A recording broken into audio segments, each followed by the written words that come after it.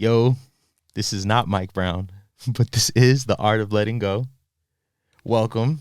My name is YawnyBlew, and I have the distinct honor of interviewing The Art of Letting Go's illustrious host, Mike Brown, for his 200th episode.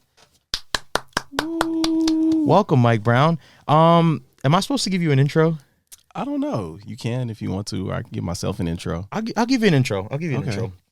Mike Brown is a talented creative, recognized by Spotify and GLAAD and KCRW and Outfront Magazine and all these incredible platforms who have acknowledged his accomplishments as a podcaster, as a producer, as a merch designer, as a dope-ass, badass bitch. Give it up for the Art of Letting Go host, Mr. Mike Brown. I appreciate that. How you feeling today? I'm feeling good. I'm feeling a lot reflective, but overall I'm feeling good. Okay. I'm feeling good too. It's 10 a.m. on a Sunday, and we got up early to kick off the feels. There's a lot going into your 200th episode. I don't know how much you're revealing or not revealing, but you are letting go of a lot this week, coming into this episode, coming into this era of your podcast. But before we get into all of that, I want to read you something. Okay. And just get your thoughts on it. So okay. I wonder if it gives me a date. Okay, this is from January 2018. Okay. And it says, this is the actual episode description for your first episode ever. Oh, wow. So episode description reads, trying to think of what to write and I don't really know what to say. I have really dope conversations with people and thought it would be cool to share some of them. Wayne and I have been working on collaborating for a while, and this felt like a perfect opportunity. The podcast is called The Art of Letting Go, and basically this is our space to be vulnerable and grow. In this episode, we introduce ourselves and start letting go of things in order to continue progressing. Let us know what you think, send us some feedback, and thank you for listening. Wow. Thoughts? Man, my thoughts just hearing that was it was cool to hear just me express myself in the clearest and plainest way that I possibly could, because I didn't know what to write. And a lot of times I still don't know what to say. And just hearing that sounded like me saying those words and hoping that my reader read that in my voice. Yeah. So that was cool. Do you feel the time hearing that back? Does it feel like no time has passed at all? I do feel the time, for sure. I do feel the time. Just because I was in a totally different place in my life. And more specific to podcasting, just what I envisioned for it to be at that time was not this at all. Okay. So, I didn't see myself being in studios. I didn't see myself doing anything other than just expressing myself. Yeah. So just for the people who aren't the longtime listeners, again, that was from January 2018. We are now 5 years later, 200 episodes later. Yeah. What does that feel like? Why 200? Why are we celebrating 200? 200 was a milestone for me. I had wrote it down. It's just like, I want to get to 200 episodes. And I didn't know what that would encompass. And being at 200, I feel ready to take a break. I think that's why it's such a celebration, because, it's been 200 weeks of growth, which I've probably recorded and done a lot more in between that time.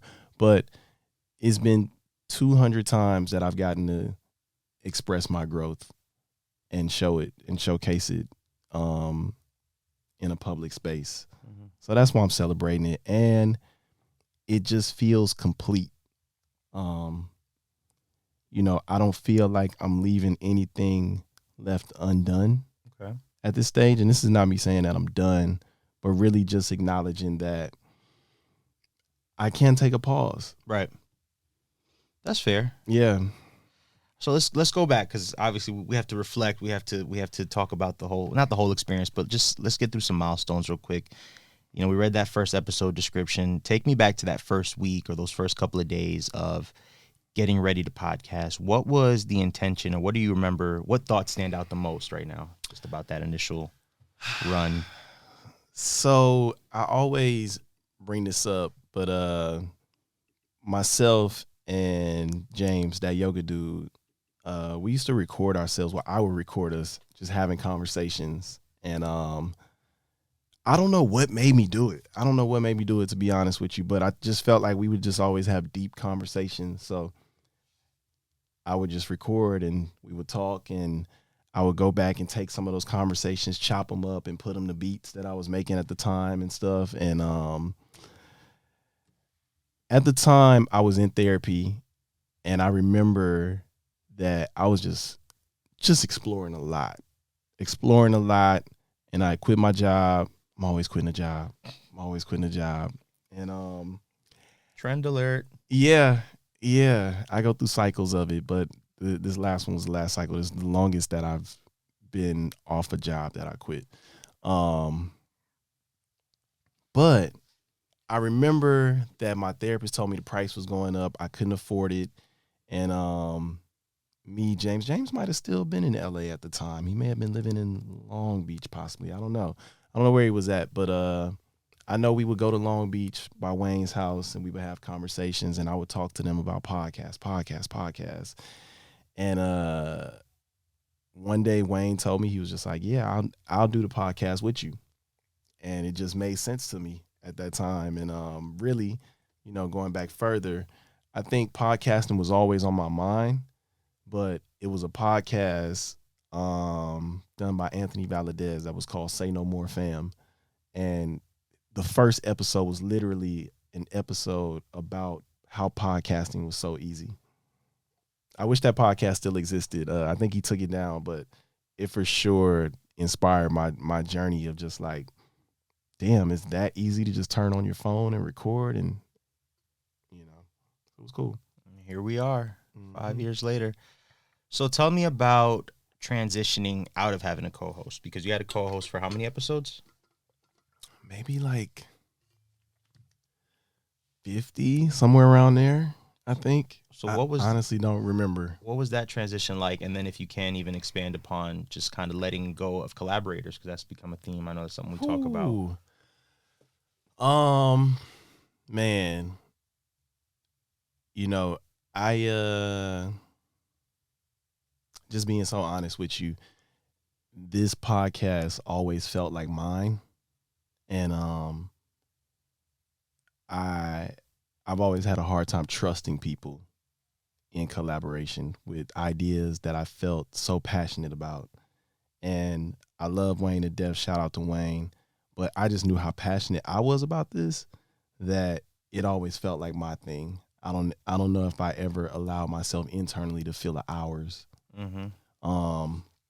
But yeah, when I decided to continue the podcast, and if I'm being completely transparent, I don't even know if I've ever been this honest before, but I had thoughts about doing the podcast by myself before I started doing it by myself. I remember talking to my close friends about what they thought I should do, because it just felt like, in hindsight, at that time, being young and also being fearful of doing something by myself, I was kind of in my feelings about like, oh man, like he's not putting as much effort and energy into this as me. But it wasn't about that. It was about this. This was my journey, and I really needed to follow it. And just talking to my friends about it, because I was like, well, should I change the name? Should I do this? And it was like, no, fuck that. Like this is my baby, and this is what I believe in. And I decided to continue to follow that. And it was scary in the beginning, because I really thought I would lose listenership with him not being associated to it. Like I don't think I really recognized how much I was putting into this. You know what I'm saying? Like I really just envisioned like, oh, it's gonna fail. I'm doing it by myself. I'm not gonna be able to hold an audience by myself. I'm not like, I just saw all the negatives of what would happen, and it was completely opposite. What has that taught you as you've worked through collaborations in music, just in all mediums, and as far as being able to let go of people when it's time? I think something that has taught me is to communicate more. I really do wish that I would have communicated more with Alpha, of just how I was feeling. I think I was so afraid of conflict, which, he wasn't a confrontational dude at all. Like, we both were very easygoing. But I think I would have wish I would have had a conversation with him just so I was clear on, like, he was clear on where I was at, communicating where I was at and what I was feeling with all of this. But I think also I was working through feeling a lot of it too. Like, I don't think I knew at the time, like, this is what I really want to do. I think it was, we talk about fear, we talk about comfort, and, being a music producer with quotes, because I feel like I'm just an artist in general. But when I was producing music, it was easy for me to hide behind somebody else. So having a co-host is easy for me. Like, if this doesn't go well, I can blame this person. Not blame, but the blame doesn't all fall on me. Mm-hmm. And in doing this solo, win, lose, or draw, it's on me. Mm-hmm. You know what I'm saying? And it taught me in collaboration to really, like, just be clear in communication. And also knowing when to separate, like, especially when you collaborate with people that you love, knowing when and how to separate what is collaboration time, what is personal time. Like, they shouldn't have to, because I think at one point it started to feel like, all right, we just linking up to do the podcast. It becomes this, like, we're not just hanging out just to hang out no more.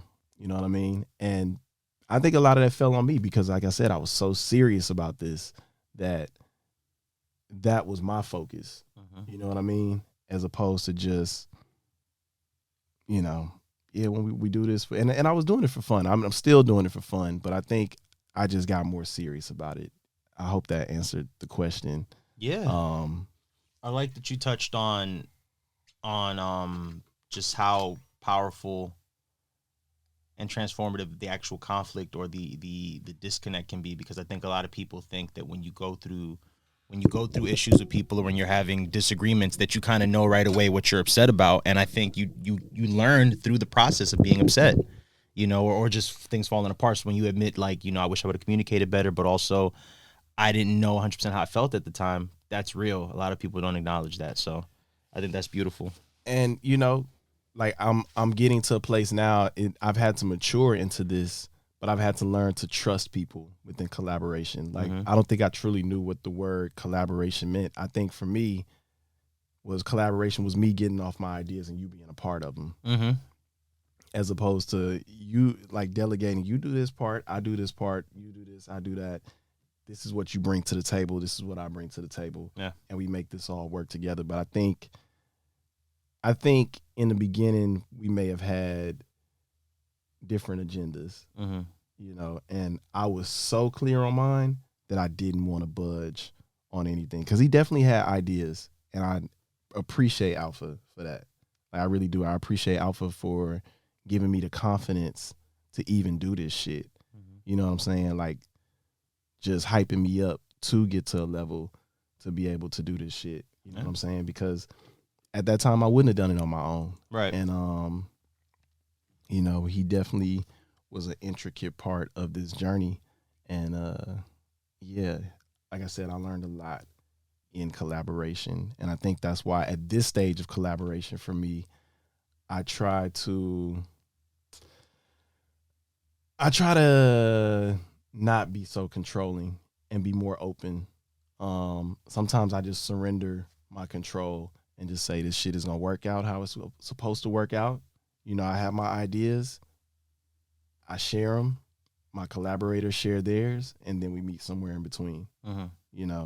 And I like it that way now. Like, it's less pressure. I think when you're so tapped into your idea, it does feel like a lot of pressure. Like, it's I have to get this off, especially when you have that chip on your shoulder of, like, I gotta prove something.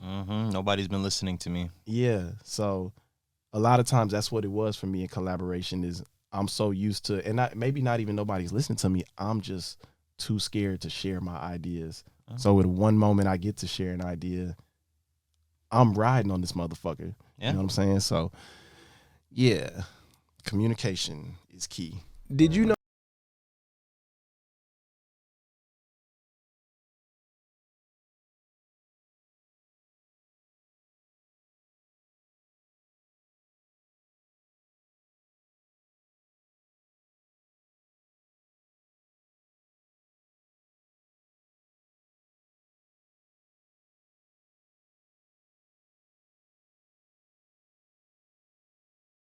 So, Mike Brown, host of The Art of Letting Go. Yes. 200th episode. Yes. Taking a break after this. Yes. Before we go into the break and all your illustrious plans, let's get off some podcast milestones, because 200 episodes is a lot. Okay. When was the first episode where you felt like, I got this, I'm good at this? Ooh, the first episode I felt like I got this. Damn. That's a great question. You know, there was one episode I do remember I was just popping shit, just about being confident. It may have been the episode where I met, like right after I met Kanye. There was another episode. Actually, there was an episode where I told Alpha, and maybe it was Crenshaw. Maybe Crenshaw was the guest, but I was like, I'm gonna host the Xavier homecoming, and they had asked us to do like the social media for homecoming that year, but I was feeling myself. So it was I guess it was my blonde era. Okay. Like in my blonde era, I was like, I'm feeling myself, and I think that shit was coming off in the podcast too. Okay. I like that. Favorite guest? Just one? I don't. These are just open. Answer however you want. It's Okay. your podcast. My favorite guests, honestly, have been, I think Byron is, like, real shit, Byron is number one. And not just because he's my friend, but because I think when we do the pods, we have probably our deepest conversations and our most vulnerable conversations. So it's always cool to talk to Byron. I think Anthony Valadez, just because I've always admired his work. So to be able to work with him in my space, every time is been a really dope episode. I always get a lot of love on those episodes, but for me, they always feel good. And Nesby Phipps, one of my favorite episodes, like, was always a fan of him as well. So I think, like, talking to people that I've been fans of, and then to have my platform to talk to them, and you know, they give me really dope conversations.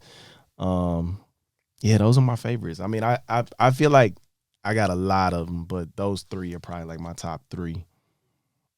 Least favorite guest? Ooh, yeesh.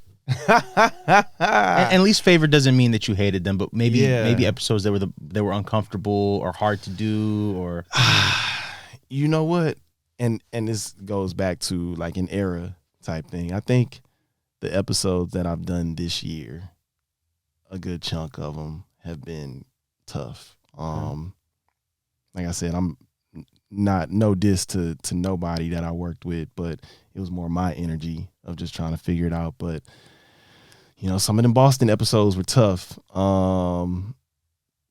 Some of the last episodes that I recorded were challenging, just because it was like, man, like, I'm kind of burnt out. Yeah, this year in general, I was a little burnt out. So, you know, I definitely don't want to personalize nobody and say, because I don't feel like anybody gave me a bad episode, except there was one lady. And I'm gonna release her episode now that I'm going on break. I'll release this episode because I always talk about it, and it may not even be as bad as I thought. But this lady, she wrote a book about the art of letting go. I am going to release your episode because I'm feeling like that in my life right now. So I'll release it. But it just didn't speak to me at the time, because it felt like she just came to promote something and she wasn't really trying to connect with me, which is cool. You know, I get it. Like, that's what people go on podcasts for, to promote shit. But at that time in my life, it was like, nah, this is my space of like connecting with people and being vulnerable. So I never released it. And she reached out to me too, and I ignored her. But I'm gonna put that episode out. Sorry about that. Speaking of promotion, Damn Disconnected is now available on all streaming platforms. Yep. Featuring Mike Brown. Oh, all right. So, The Art of Letting Go is the name of the podcast. And I know there are, I don't know if misconceptions is the right word, but there are different ideas of what your podcast is. It's a mental health podcast. It's a men's podcast. It's a music podcast. You've called it a hip hop podcast. If you had to right now, once and for all, tell people what The Art of Letting Go is, what would you define it as? At least this first 200 episodes. The Art of Letting Go is an audio diary of a queer black man on a journey of the self-discovery, period. Bloop. Okay. What is the biggest thing you feel like you've let go of on the pod? Myself. I think at every stage I've shed so many layers in order to grow. Like, I don't think it's just one specific thing. I think everything has been a release for me to continue to build this version of myself. So yeah, possibly me. Letting go of yourself. And with guests, the ones that Or didn't. more I'm sorry to cut you off, but more so my idea of myself. Okay. Well, let's dig deep into that then. Who did you think you were before the podcast, and who are you now? I think before the podcast, like I said, I thought I was this music producer. I was,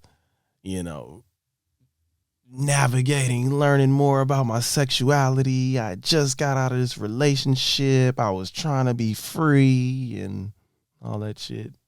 And I think today I am probably the most free that I've ever been in my life. It's the most confident that I've been in my life. And yeah, I really trust myself right now. And I think me trusting myself is shaping the world around me. And I'm not questioning it. I used to question why, why do I have to outgrow friendships? Why do I have to outgrow? Because I'm always in a space of growing, and sometimes I outgrow shit. And I've really been trusting just what I feel and letting that be the guide. And even when it is hard, like those growing pains, I remember when I was getting taller, my knees used to have pains, like the physical growing pains. And like in my life, I'm definitely tapped into the emotional growing pains, but as I let my knees just grow, I allow myself to spiritually grow as well. Come on, Negroes. Come on. I was gonna ask, what's the biggest thing that somebody else let go of on your podcast? Ooh, biggest thing somebody else let go of.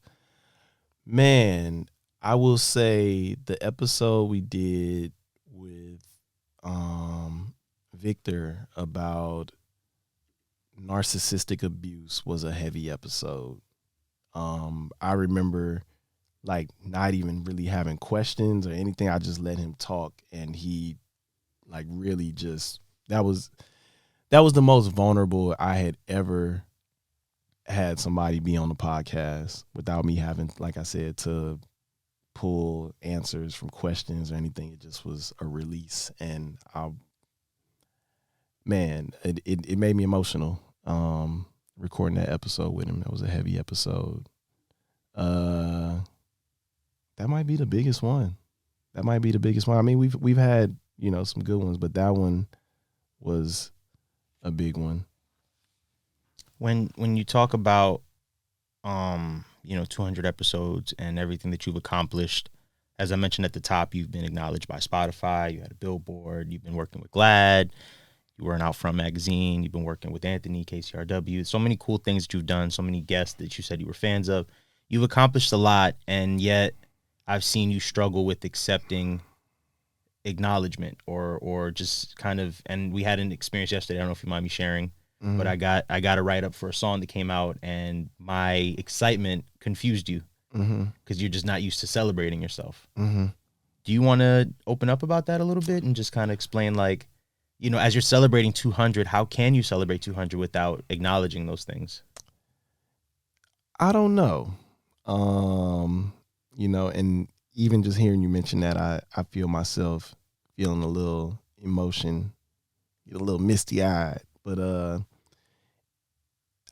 I think I've always had a hard time celebrating myself because I've always seen my negatives more than I've seen my positives. So, you know, I think in the past there was this feeling of like I'm not worthy to be celebrated.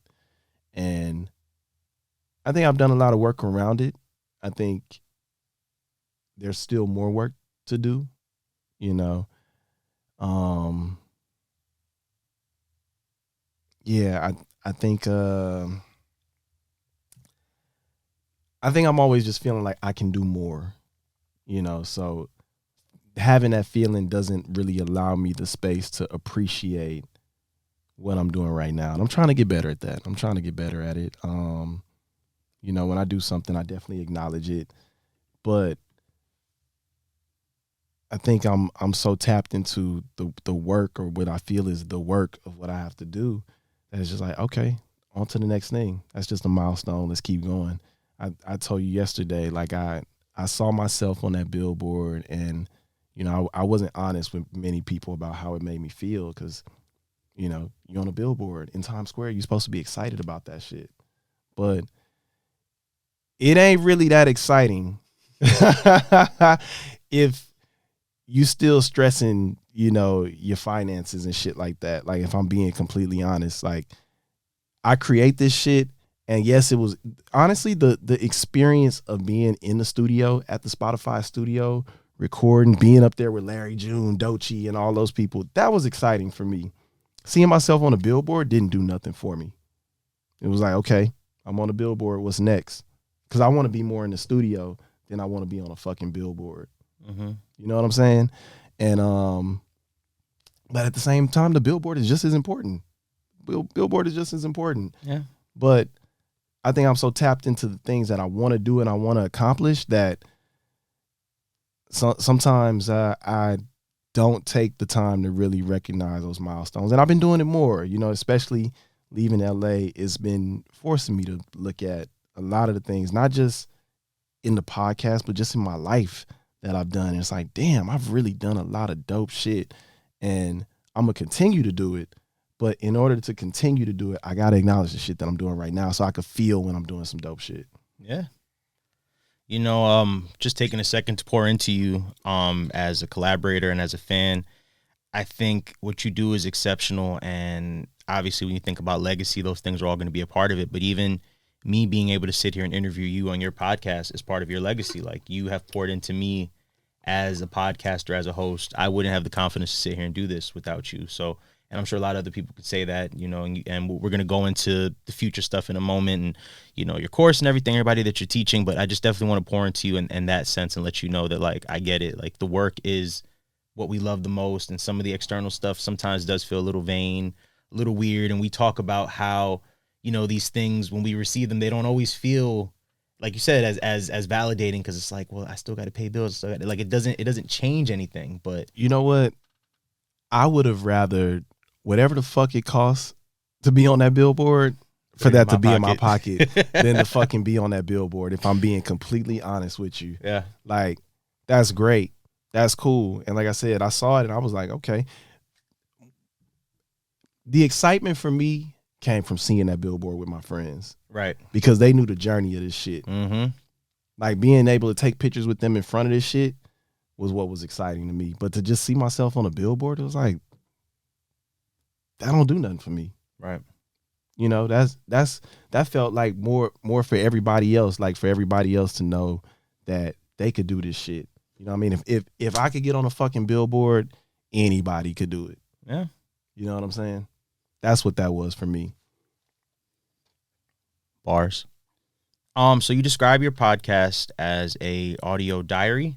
Yes. And I do want to wrap up the recap moment, because I want to get into all the cool shit you got coming up. But if I may introduce a segment for myself, maybe every time that I host, this could be a segment we do. Okay. I would love for you, 200th episode Mike, to leave a message for 300th episode Mike, or 400th episode Mike. Like, and I want to call this segment Dear Mike. And this is you addressing yourself. Look into your camera, and dear Mike, and what would you like to tell yourself for when you listen back to this episode? What do you think you're going to need in a couple months, couple years to hear? Dear Mike, nigga, you fucking did it. Oh shit. All this shit all the seeds you was planting and shit like that, you fucking got them done. Look at where we at today. Keep going.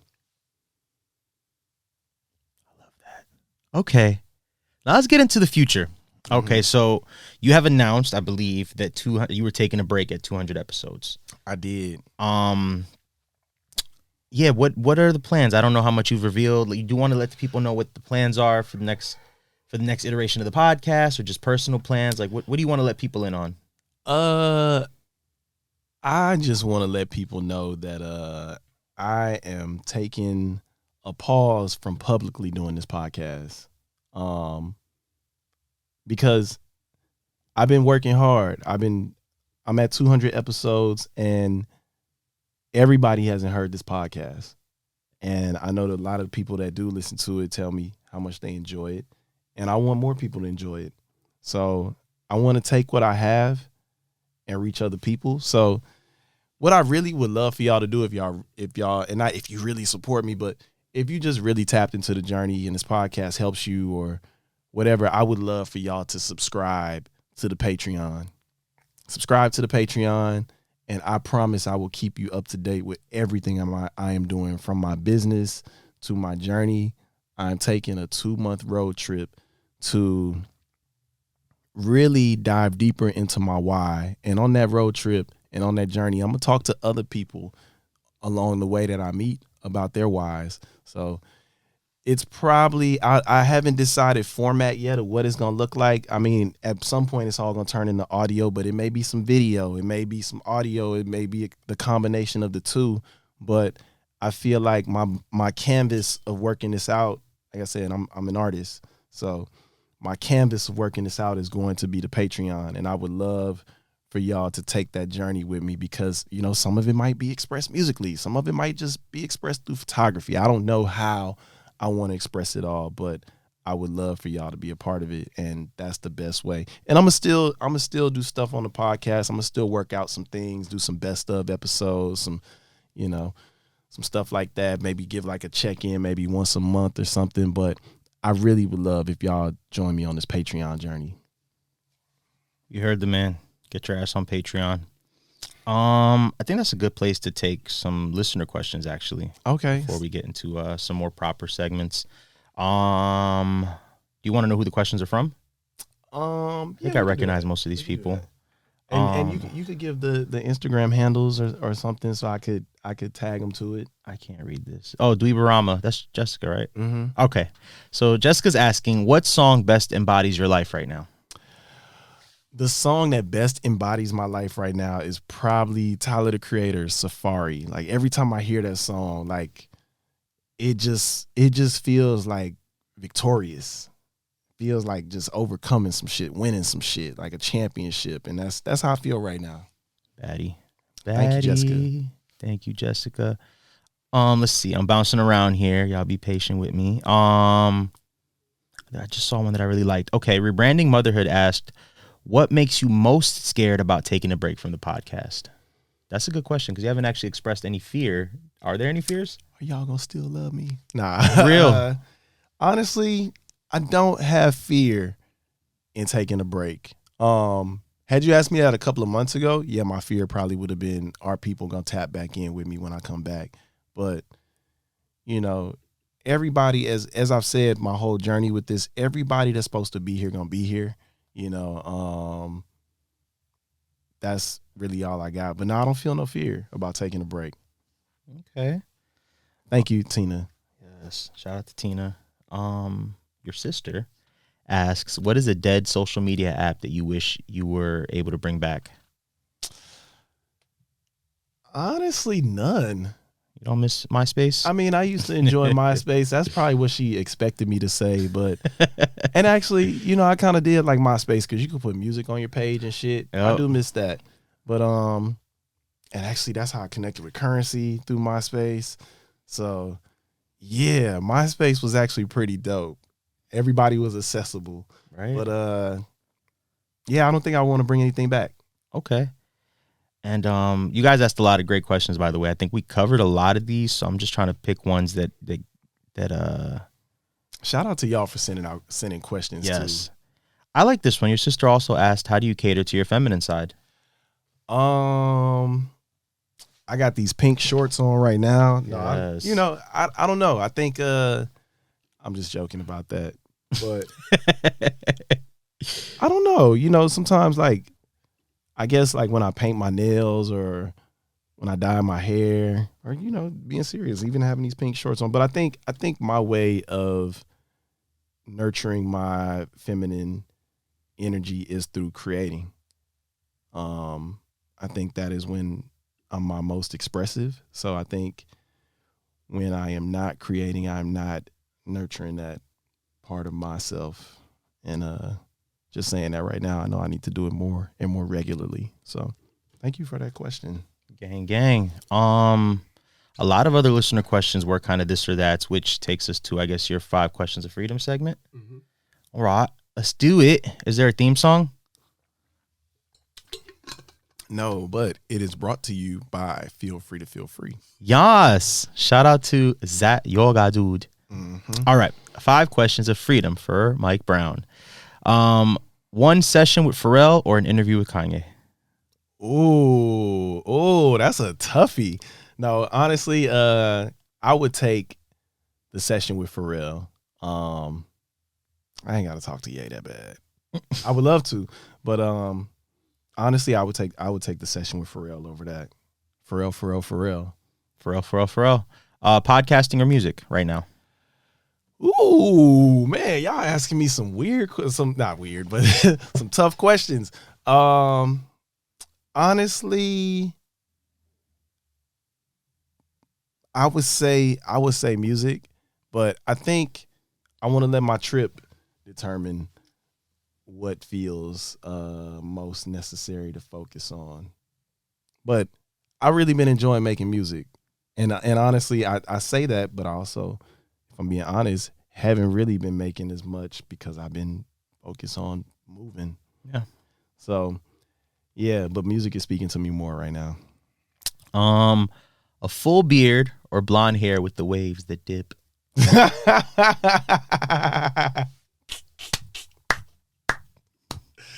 I'm going to go blonde hair with the waves that dip because I can't grow a beard. Okay. All right. How many is that? That's 3. New Orleans or Houston? Ooh, that's a fucked up question. That one ain't even right. I'm gonna say both. I'm gonna say both because I love both. Both feel like home to me, to be honest with you. So yeah, I can't choose. And I'm gonna take my last question of freedom from Aaron S. Matthews, who asked the Carter or the Carter 2? Carter 1, duh. Carter 1? That's so easy. I mean, I love Carter 2, but Carter 1 was the one for me. Shout out Aaron for that question. I feel like he asked me that question, or he asked me a Wayne question another time. So I appreciate that he always throw me a Wayne question. There you go. So that's our 5 questions of freedom. Man, let's manifest. Let's do some manifesting. We joke about Pharrell. Do people on your pod know what Pharrell means? No, they do not. I don't. Should we tell them our Pharrell story? We can tell them our Pharrell story. Did we tell them our Pharrell story? I don't think we ever talked about the Pharrell story. Okay, so I reconnected with Mike Brown this time last year, and I had just finished selling my ass for this young female artist, whose label promptly took her and dropped her off in Pharrell's backyard and was like, "Here, now you do the rest of the album." And I was really stressed about it. Love Pharrell, was honored to even be on an album with him, but there was also the fear of like he's going to take over this album. And I reconnected with Mike, and I didn't know how big of a Pharrell fan he was. Man. And he was just like, yeah, I love Pharrell. And I was like, damn, you might appreciate these songs that this artist that I'm working with did with Pharrell. And he heard them and just started hitting me with like all the Pharrell deep cuts and reconnected me to like the Khalees projects. And I had told him that the artist was staying at Pharrell's hotel. Mm-hmm. And he was like, well, I'm going to go to Miami and stay in that hotel. And I said, if you go, I'm going to go with you. Mm-hmm. So fast forward to August of last year, and Mike Brown is in Miami, or he's prepping for Miami. And he's like, hey, going to Miami. You want to pull up? I'm like, let's pull up. I book us reservations to go get drinks at Pharrell's hotel. And the day that I land, on our way to the hotel, listening to Sweet Lies.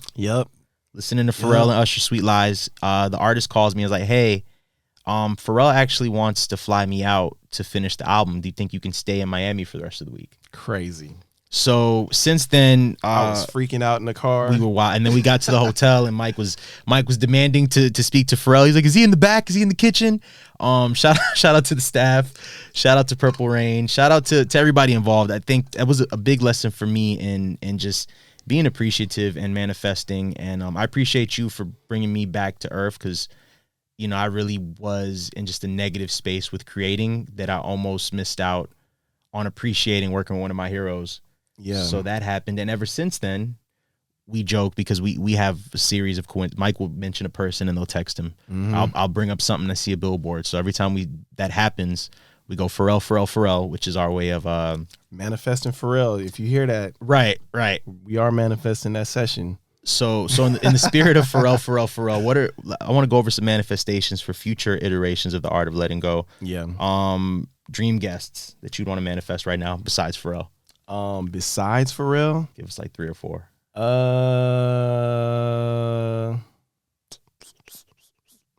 Besides Pharrell, Allen who would Iverson. I want to talk to? Man, I for sure would talk to Allen Iverson. Childhood hero, legend. I would love to talk to Allen Iverson. Honestly, I would love to talk to Tyler too. Okay. I would like to talk to Tyler. And man, Lil Wayne. Okay. Well, I got all like rappers. And right. But you know what? All these people really inspire my life. Like, you know, when I think about the people that I was looking up to, you know, even Currency, like that's somebody I still would love to have a conversation with, just because I've seen so much of his journey, you know, living in New Orleans and going to school out there, and even like working with him on shit to seeing where he is today. Like I would love to have a conversation with him just about the journey. You know what I mean? Yeah, I would be open to, like, honestly, I would talk to anybody. I would literally have a conversation with anybody. But I'm open. Yeah. Okay. Oprah, right. Any collaborations you want to manifest? You've worked with Spotify, you've worked with Glad, people that you'd really want to bring on board to collaborate with the art of letting go. You know what? A really dope photographer would be nice. Somebody that does really dope video edits and cuts and shit. Like, honestly, like my collaborations would be people that have skills more than like named people. Like somebody that's great with the video editing, somebody that's great with photography, graphic design, shit that could work for what I'm doing. That would be beneficial for me. I love these companies and shit. Not really, but I would rather work with humans than companies. But I would definitely take a check from a company though, if they want to collaborate in that way. Oh shit. Okay. That was all I had for you, honestly. You know what I would like you to tell the people as you're getting ready for the road trip. How can we support you this summer as you refresh and reprogram for the next iteration of the art of letting go? Man, Patreon. The way that Patreon is one way to support me. Signing up for my newsletter. I'm gonna try to keep y'all updated there as well, because I really want to connect directly with the people.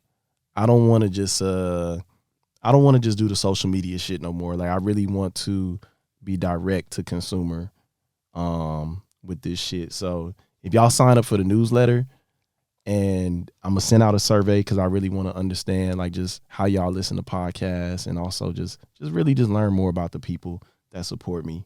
And like I said, Patreon, that, and also just sharing like just how the podcast has helped you. Like I would love an audio message, but if y'all could just share like a review or some shit on the podcast. I do read that stuff. I do read like the reviews that people put on Spotify and Apple Podcasts and stuff like that. So man, if y'all just keep reviewing the podcast and telling other people about it, and just letting people know how this has affected your journey in your life. That's really it. But I appreciate y'all really, really letting me come into your space, and your world, though I haven't personally been in a lot of them, but or maybe I have in this way, maybe this is, but just tapping in with me on my journey and allowing it to inspire you on yours. So I thank y'all for that. It's 11/11, so I just feel like there's so much powerful manifesting going on, and everything you just said and everything you just gave the people. I want to say, as a fan, as a collaborator, I appreciate you for asking me to help you with your 200th episode. Your podcast was one of the first places that I started to express my journey.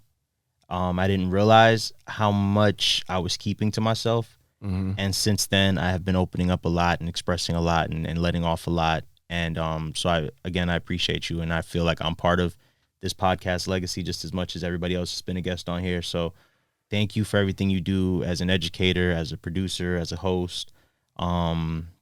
Congrats on 200 episodes. Thank you. I appreciate that. Congrats on taking a break. Most people don't take a break when they're supposed to. So shout out to you for doing that. And I don't know how to end a podcast, so I'm going to kick it back over to you as the real official host. You can wrap this shit up. Thank y'all for having me.